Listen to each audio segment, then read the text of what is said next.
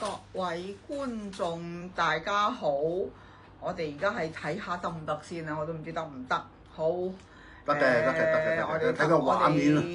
我哋當係得㗎啦。好，咁今日咧就年15，叫新15或者叫新15啊，新15呢個元宵佳節，咁同大家拜個年，祝大家係身體健康、心想事成、財源廣進。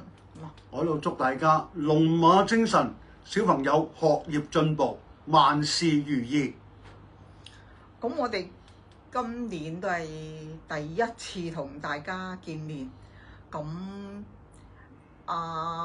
導演今年有咩特別想講嘅嘢？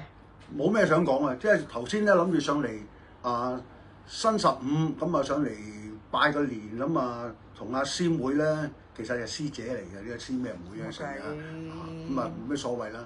咁你就大家傾下偈，傾下，喂，不如開場直播咯喎嚇！話咁都得啊！我哋呢啲冇所謂啦。咁啊，突然間諗到啦，咪開啦，咁啊即本開啊。咁跟住尾會發生啲咩事咧？唔知，因為到呢一刻為止咧，我都諗唔到要講啲咩嘅。只不過咧就頭先講話，師傅同我講過，佢話我咧就屬土，咁咧就好多嘢諗嘅。好多鬼主意嘅咁樣樣，咁啊呢個又不得不承認，我成日諗埋晒啲垃垃雜雜嘅嘢嘅，無謂嘅，咁啊覺得係好似好過癮咁。咁頭先維維老師就話：喂，我都想傾下偈喎，咁傾偈就傾咯，唔緊要。咁我哋諗起我哋學 NLP 裏邊咧有一樣嘢叫 utilization， 叫就地取材啊。咁與其係咁，我哋啫新年新正頭嘛。好多嘢講嘅，係咁樣啦。今日係元宵節，亦係中國嘅情人節。係啦，咁喂過2日咧就西方嘅情人節喎。係其實講話拍拖咧，男女女咧就好開心嘅。喂，阿維維老師，我想問你啊，你覺得啊，西方嘅情人節個氣氛同中國嘅情人節嗰個氣氛有咩分別咧？嗱，西方嘅情人節咧就中意而家講送花啦。講到呢度覺得花特別貴啦，上個禮拜已經起價啦已經。講緊送花啦，西方送鑽石戒指啦，輕質朱古力啦，係嘛？係咁啊，朱古力就已經朱古力渣咁咯喎。朱古力要減肥啊嘛，你知而家要 keep fit。我哋唔講減肥，要 keep fit。嗰一粒朱古力可以令佢肥得炳林嘅話咧，嗰粒朱古力就攞獎㗎啦。咁朱古力咧，我哋知道朱古力食咗係好開心嘅，所以咧你唔止食一粒嘅。喂，其實咧，原來朱古力我記得咧，我哋細細嗰陣時咧有一隻廣告朱古力食咗唔會肥嘅朱古力係呢句説話。好似係有喎，但係咩朱古力係令我梗係知道啊，不過呢度唔講得賣得廣告咁解啫嘛。而家仲有賣緊㗎。而家都仲有賣緊。有賣緊，話係幾好食嘅。咁樣。咁我哋個位置咧就好似有少少見唔到我啦，睇唔睇到？係啊。見唔到我啦，咁。唔係橫到咩？我哋有少少技術上嘅問題，咁冇辦法，大家就一就啊。咁我哋頭先咧就講咗一個係西方嘅情人節啦，西方嘅情人節就講緊送花啦，送朱古力啦，送花送朱古力，送鑽石戒指啦。你可以靠近我呢邊，你同我呢邊有啲吉位嘅，你唔使拱咁過嘅，我睇到嘅。OK 咁中國嘅情人節係咩咧？中國嘅情人節咧講緊係以前啲女仔唯一係咪一年可以去一次街就吹物色個心儀嘅男士係嘛？呢個咧係佢心底嘅説話嚟嘅。對下隊吟下詩同埋一樣嘢係猜燈謎猜燈謎咁揾下一啲有才學嘅相公啊，或者係小姐啊咁，呢個係我開佢遮住咗橫幅文化。依家係中國嘅以前嘅中國情人節，而家嘅中國情人節就好似都冇乜地方有燈謎差咯喎。公園啊、花園啊一樣有嘅，只不過佢就好多現代化嘅。嗱，以前咧嗰啲猜燈謎咧就好附庸風雅嘅。嗯。咁你嘅附庸風雅呢個字，我都甚少講㗎啦。喺現階段，而家現實生活嚟計嘅話，而家冇得附庸風雅。有嘅，咁啊係因為個社會變緊，個社會變緊，咁而家變咗一啲叫做考智慧嘅笑話。係。而家啲字話咧，我哋而家啲謎語咧，我哋而家講頭先師兄出嗰啲謎語咧，我發覺而家啲謎語咧係我係唔識猜嘅。係你唔係唔識猜，係你冇去接觸啫。係啦，唔好妄自菲薄貶低自己智慧，個個猜到嘅。唔係真係嗱，我開個俾你啊。有一個叫做點解撩耳仔會咁開心嘅咧？我頭先我哋解釋咗啊，梗係識啦，合皮扭耳喎。合皮扭耳咩叫合皮扭耳啊？Happy New Year 啊嘛。Happy New Year 咧，好人聽Happy New Year。嗱，啲導演演繹過就完全唔同嘅。誇張啲啦嚇。咁我哋頭先咧就聽師兄講咗個古仔，我覺得咧就應該請佢今日嚟到分享下呢個古仔，等大家對我哋新嘅一年咧有多啲嘅信心啊！師兄，你介唔介意講多一次你頭先嗰個古仔同而家新正頭冇乜嘢關係㗎喎。我覺得有㗎，等人有個信心咯，即係大家帶住信心過呢個2025年咯。好嘛？好，既然師妹你咁誠意拳拳嘅，小弟就獻下醜啦，好嘛？好，獻醜，分享。古仔就係古仔嚟唔好去博古咁呢個古仔睇下裏邊嗰個意義係講咩嘅？咁阿師妹你有冇聽過一個數學家嘅名叫 John Nash？之前係聽過，但係唔係好知。嗱，咁我就索性將呢個古仔演繹一下啦嚇。好。咁 John Nash 咧喺佢求學嘅時期咧，佢係一個窮學生，亦係一個苦學生。屋企冇人冇物，得佢一個人，但係佢好中意讀書，同埋佢讀書嘅成績係相當好，所以佢咁多年嘅讀書咧嘅學費咧都係獎學金提供俾佢嘅。咁你攞到獎學金嘅話，係咪一定要攞到好成績啊？咁如是這幾年咧習以為常嘅，咁佢就已經係考親試咧都名列前茅㗎啦，唔係第一、第二攞最高分嗰個咁樣。咁但係咧，佢因為佢好窮，連住嘅地方都冇，但係學校覺得，哎呀，你呢個學生咁好，唔好嘥咗佢啊！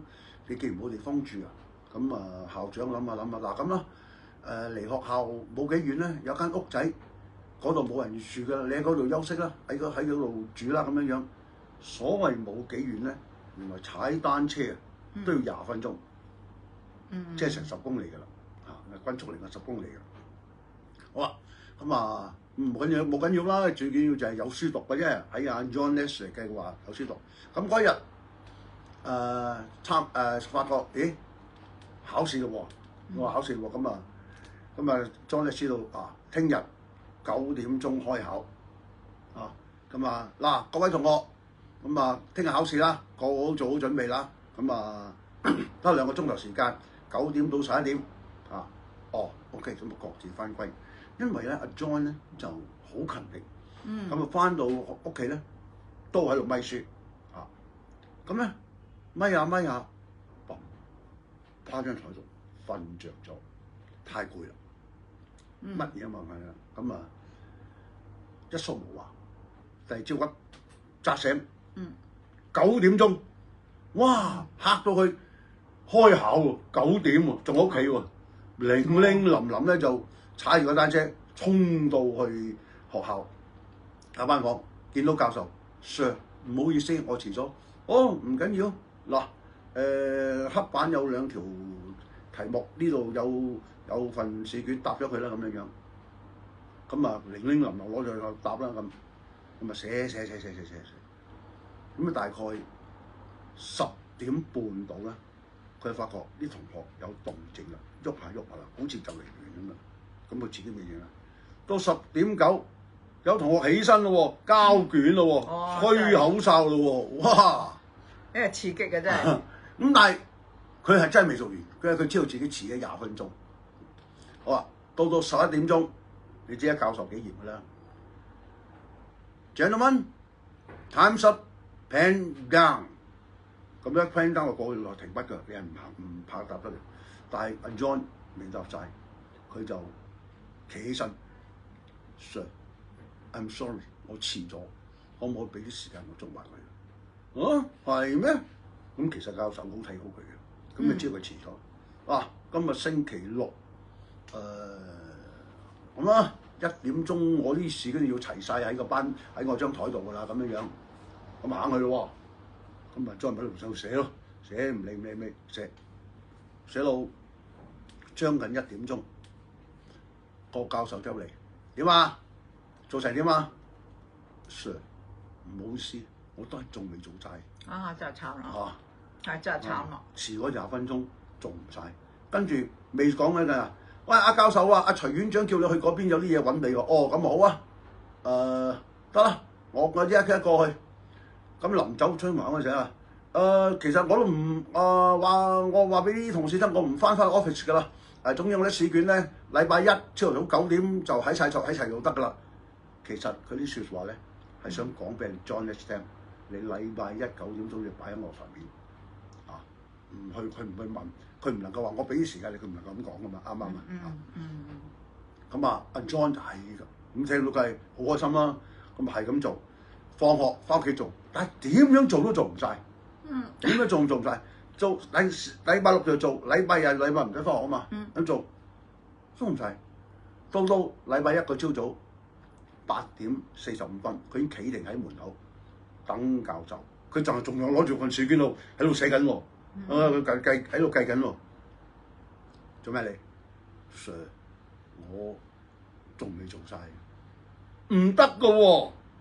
咁你係咪唔想交啊？咁你要俾翻啲阿 Sir 嘅教授嘅威武出嚟㗎嘛？嗱，唔交我放棄㗎，喊住有交就交啦咁樣樣。咁啊，交咗佢嗰份卷佢冇接受到滯，交咗佢好擔心，即係從來咧。佢考試咧都好成績，好有信心。今次佢做唔晒，佢喺度諗緊，唔通呢20分鐘咁累屎？卒之派成績表，等咗1個禮拜。嗰個禮拜阿 John 咧就晚瞓唔着，喺度諗緊，如果我考唔到好成績，我冇書讀㗎啦。呢個大件事啊！想喊。咁啊，好啦，到派成績表嗰日，咁通常咧派成績表咧，咁阿 Sir 咧就永遠都係由最高分嗰個讀起嘅，到最低分。佢聽到頭嗰3個名都唔係自己嘅名，就已經知道冇行啦。真係。跟住Sarah excellent，Peter wow excellent， 呢個 wow distinction。最後輪到佢知道大鑊。John Lash。最後佢直情係走震緊，喺度震緊，攞住阿教授攞住份成績表對住班同學 ，unbelievable。阿 John 咩事咧 ？John Lash 係今次考試最高成績嘅一個。喂，唔係喎 Sir， 我未做晒喎。咁你係未做晒啊？人哋叫你答8條啫嘛，你答咗9條，咁咩意思啊？學校就叫你答試卷嗰8條，你答到就得㗎啦。你又答得黑板嗰2條，其中1條，嗰2條咧就係愛因斯坦嘅難題嚟嘅。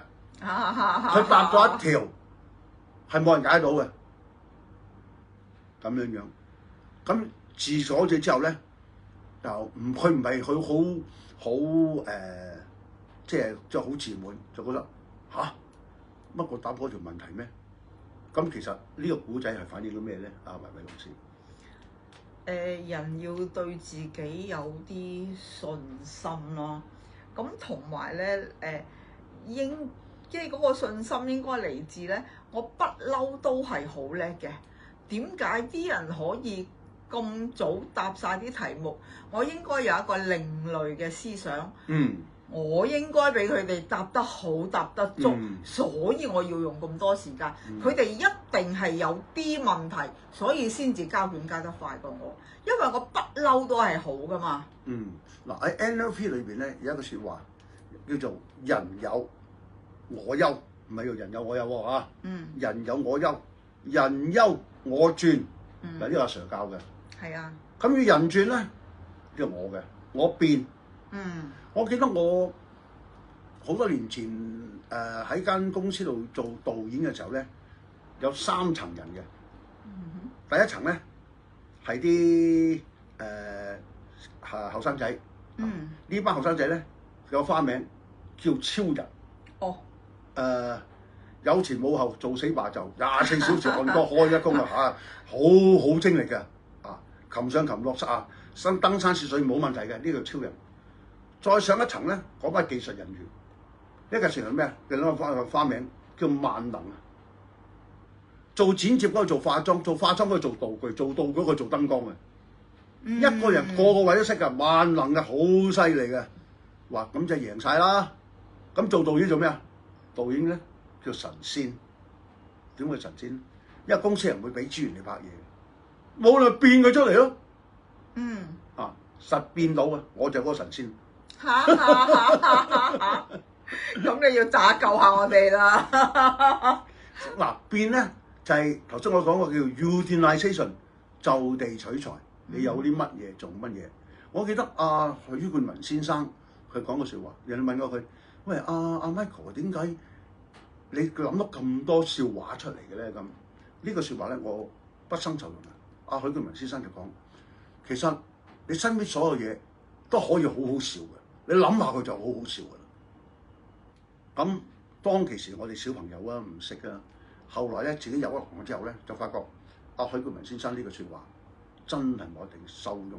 你肯去諗下佢，等於阿 John Nash， 你肯去諗去做盡咗你嘅能力。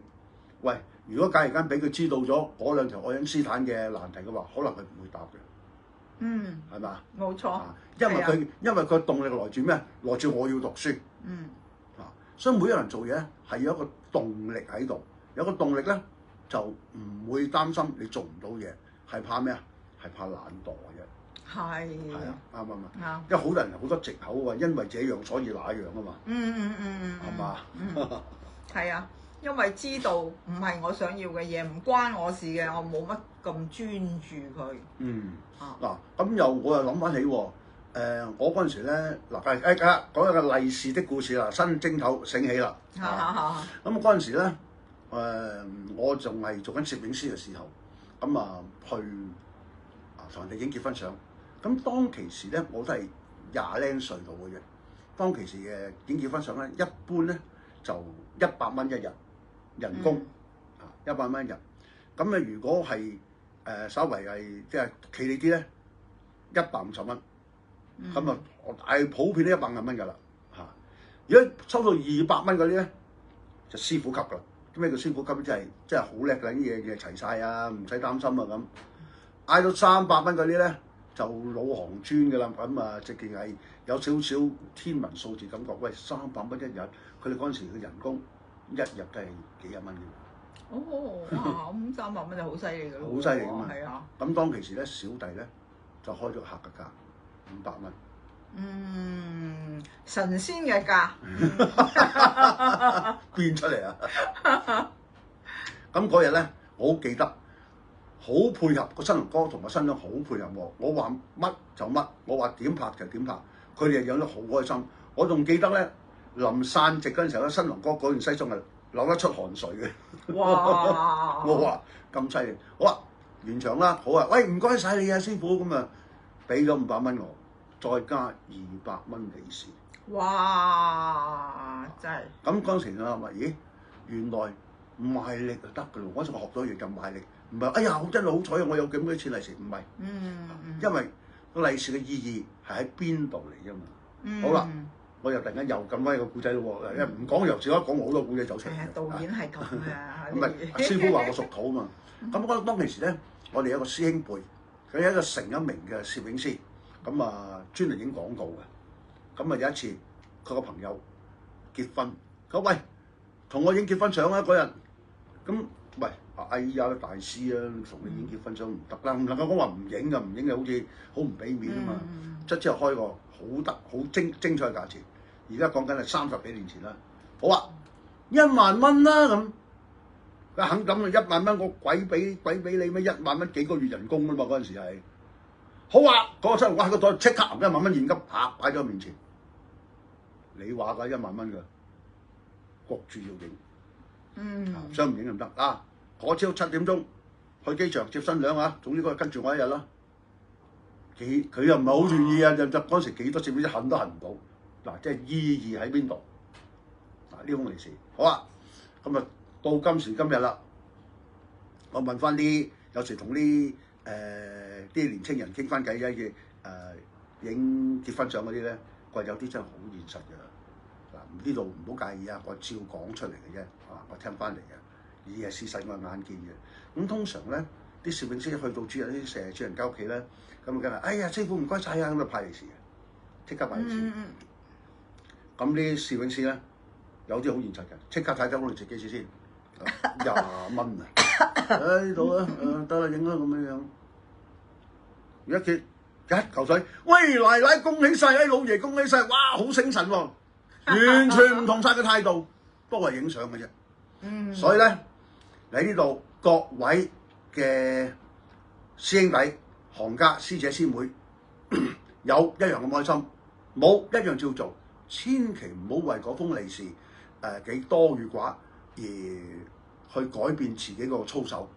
而各位嘅客戶咧喺度，呢就開心錢嚟嘅。等於阿維偉老師話。錢唔怕使出去㗎，流轉㗎嘛。你錢使一使出去咧，係會翻嚟嘅。許冠傑有句歌唱啦，啲錢係會繼續嚟係嘛？我記得我其中一個師傅啊，阿趙志剛博士，佢話佢每一次咧，佢喺銀包攞錢出嚟嘅時間咧，佢就會話同啲錢講。開開心心咁出去玩，嗱，開心咁出去玩，記住帶多啲兄弟姊妹翻嚟啊！係説話先，係啊，所以你啲錢咧係會吸引啲錢翻嚟嘅，使出去嘅錢咧會帶多啲兄弟姊妹翻嚟嘅。嗱，係啊。開開心心出去玩，帶啲兄弟姊妹翻嚟，乜你負責帶喎？我一陣間會同佢講多次㗎啦。多謝導演利是。咁我哋今日個分享就到呢度啦。個畫面唔係咁靚，我哋下次再調教下咯。好啊！好喺呢度咧，再祝各位新年快樂，身體健康，係啊，萬事如意。事事心想事成。好，恭喜！好，下次再見。好，拜拜。拜。